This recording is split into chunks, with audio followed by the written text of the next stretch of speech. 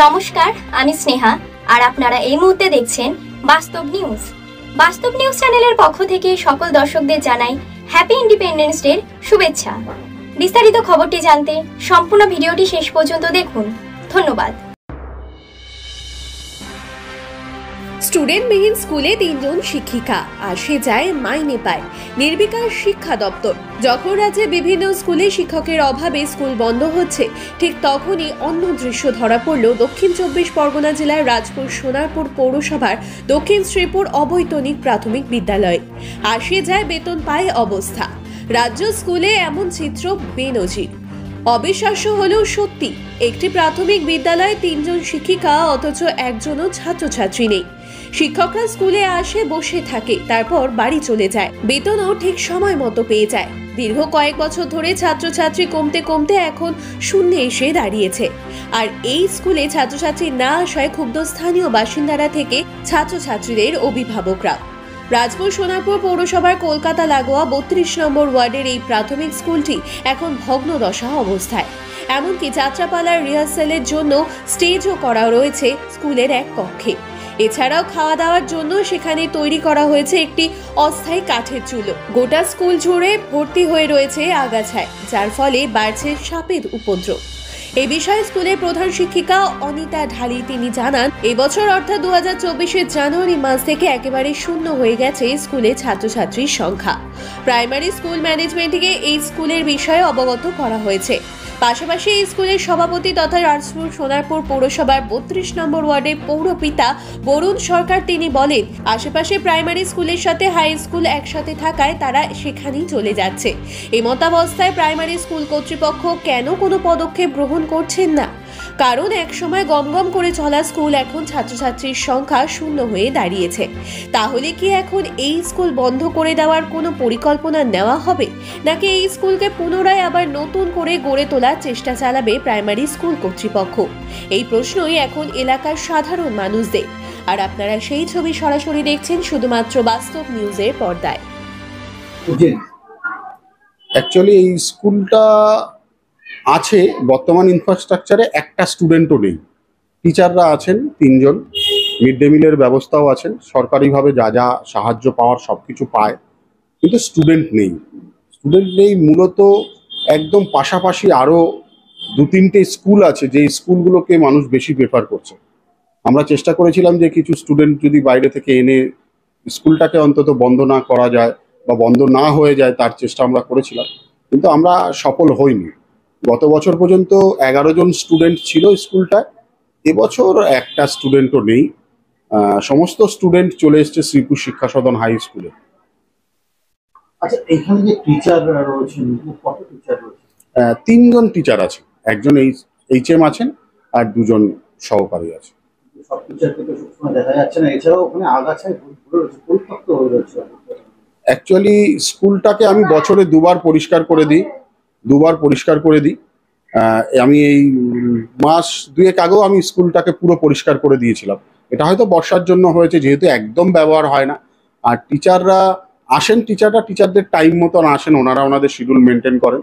ওই ব্যাপারটা আমি এক্স্যাক্টলি বলতে পারবো না ওনারা রেগুলার কি টাইমে আসেন, কি টাইমে যান, তবে স্কুলে আসেন ওনারা, এটুকু আমার কাছে খবর আছে। এখন কি মিড ডে মিল চালু আছে? মিড ডে মিলটা এ মাস থেকে বন্ধ হয়ে গেছে পুরো, কারণ কোনো স্টুডেন্ট নেই যেহেতু। আর যিনি মিড ডে মিল রান্না করতেন তাকেও অন্য স্কুলে ট্রান্সফার করে দেওয়া হয়েছে। আপনি এখন কি চাইছেন, স্কুলটা কি আবার পুনরায় সেই অবস্থায় ফিরে আসবে? না, অবশ্যই চাইবো, কারণ এটা আমাদের অত্যন্ত ঐতিহ্যবাহী একটা স্কুল। আমাদের বাবা কাকা যারা ছিলেন সিনিয়র মোস্ট পার্সন, তারা সবাই এই স্কুলটাতে পড়তেন। সাহেব স্কুল নামে সবাই এক ডাকে চেনে এই স্কুলটাকে।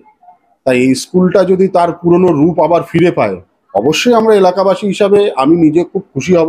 এবং আমি যদি কোনো হেল্প করতে পারি, আমার যতটুকু সামর্থ্য, আমি সবসময় চেষ্টা করেছি। যদি সরকার আগিয়ে এসে আমাদের এই কাজটা করতে আরো সহযোগিতা করেন, আমার মনে হয় তাহলে আরো ভালো হয়। কত বছরের স্কুল?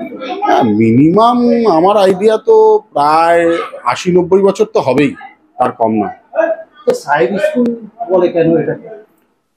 আমাদের শোনা তৎকালীন সময় সাহেবরা এই স্কুলটা থেকেই আর কি, মানে স্কুলটা তৈরি করেছিলেন আর কি।